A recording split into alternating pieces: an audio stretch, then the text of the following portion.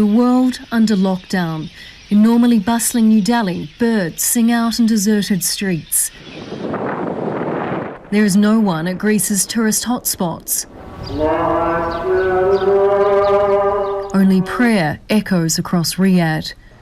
People are staying home, but if we look up, nearly 8 billion of us can share in something else. A supermoon is above us, rising on Tuesday evening. It is expected to be the brightest and biggest of the year. In China, restrictions have eased, and a reduction in pollution means life is looking up. The event happens roughly every 14 months. Some astronomers expect the moon to come closer to Earth than at any time since 1948.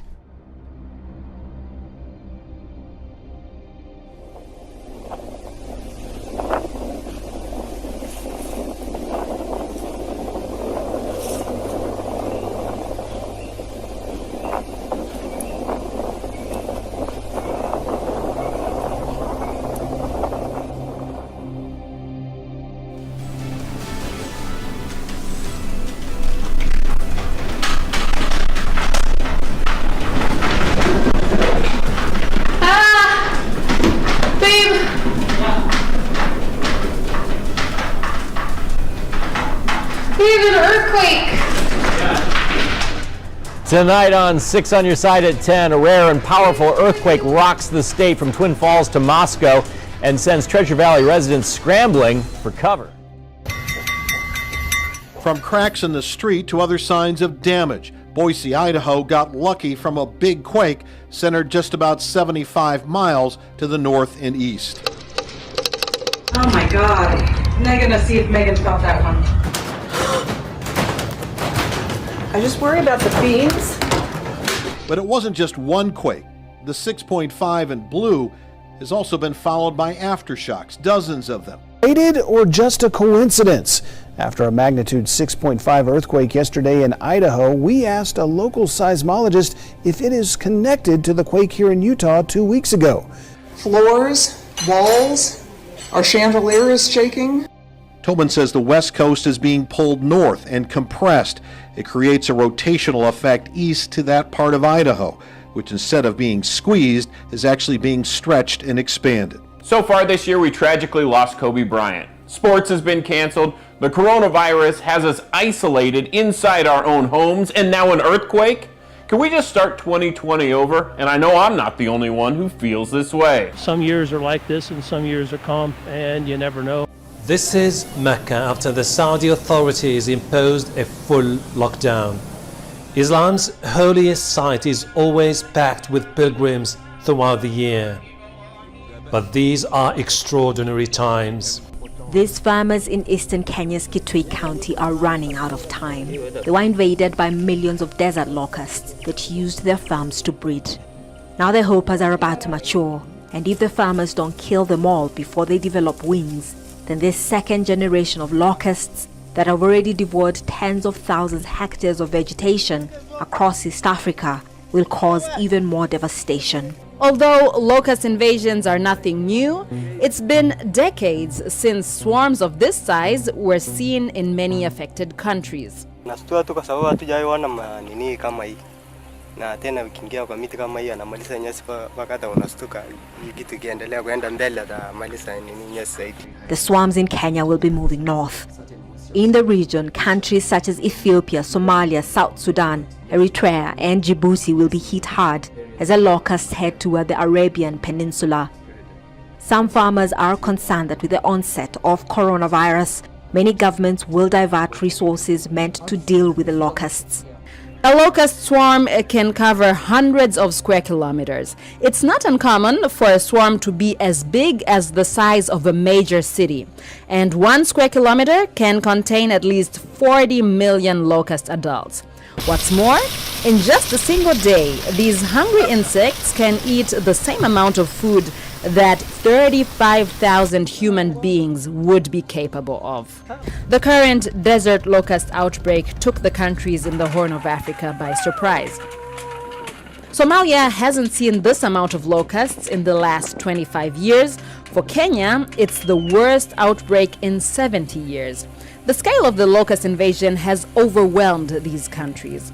We start with breaking news. A 5.3 magnitude earthquake just hit an area that's just north of Yosemite. Right now, there are no reports of any injuries or damage. Again, a 5.3 magnitude earthquake this morning in Central California. We'll continue to follow this story throughout the morning. A 5.3 magnitude earthquake hit near the California-Nevada border this morning at 7:36. The epicenter was 31 miles northeast of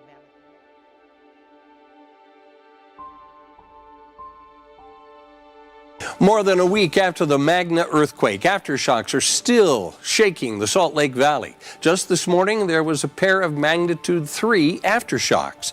They're the latest in a string of hundreds. And Bob, all that shaking is causing some anxiety for folks. And it shows that while the rate of quakes is slowing, we'll likely continue to have aftershocks for a while.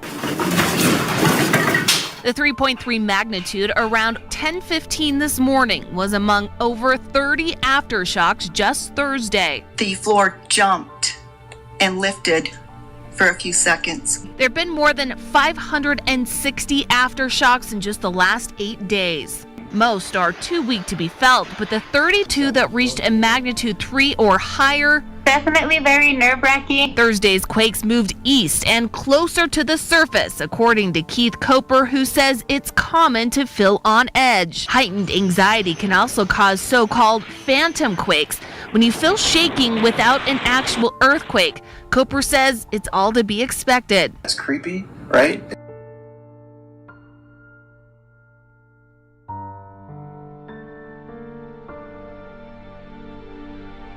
Says it's different from what happened here in Utah on March 18th. That was a magnitude 5.7, and that was what we call a normal earthquake, and that's where you have the earth being stretched apart. Who felt the shaking from that earthquake all the way down here in Utah are now wondering if the Idaho earthquake is somehow related to the earthquake we had 2 weeks ago in Magna. 2 earthquakes, just a matter of weeks apart. And he says the 2 earthquakes are not related. He says it's sort of a coincidence. Make sure you look up tonight because it's expected to be the biggest and brightest supermoon of the year. The supermoon happens when there's a full moon that's closer to the Earth than it's normally.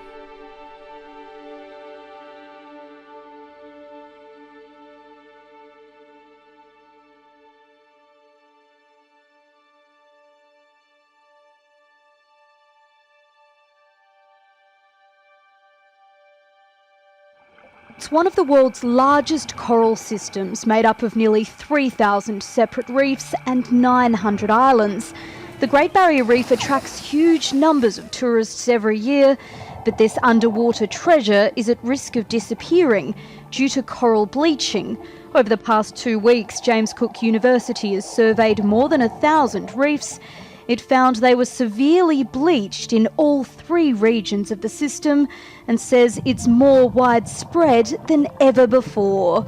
This is the 3rd time it's happened in the past 5 years. If this continues and we're seeing these mass bleaching events every few years, there just will not be the opportunity for the corals to recover in between these major disturbances. It really is unprecedented, and when we think about what the Great Barrier Reef gives Australia, it's its cultural heritage, it's iconic, and the tourism industry, all of these facets we will lose instantly if we have another bleaching event of these magnitudes. The reef is highly vulnerable, not only to warming temperatures, but also pollution and coastal development. Of course, severe drought is intensifying bushfires. Rain, rain, and more rain. After an unusually dry January and February, Southern California has been pummeled by a series of spring storms in late March and April.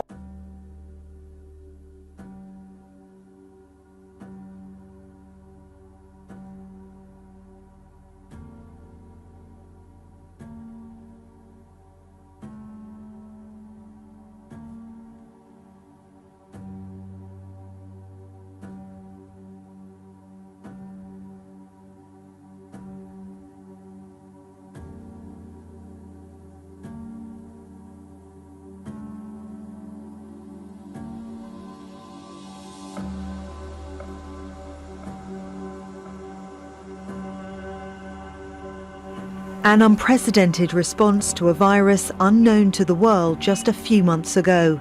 Now on nearly every continent, country and street. It's been called the crossroads of the world, but these days, no one is going anywhere. New York, the center of American culture and commerce. Even the famously busy Grand Central Station is eerily quiet. During normal times, 750,000 people would pass through here each day. Italy ordered a national lockdown. 2 days later, the World Health Organization made a rare declaration. We're deeply concerned both by the alarming levels of spread and severity and by the alarming levels of inaction. Most governments have decided, for now at least, drastic measures are necessary to save lives, no matter the cost. Many have implemented unprecedented lockdowns to slow the spread of the virus so healthcare systems aren't overwhelmed. Scientists say we're in uncharted territory.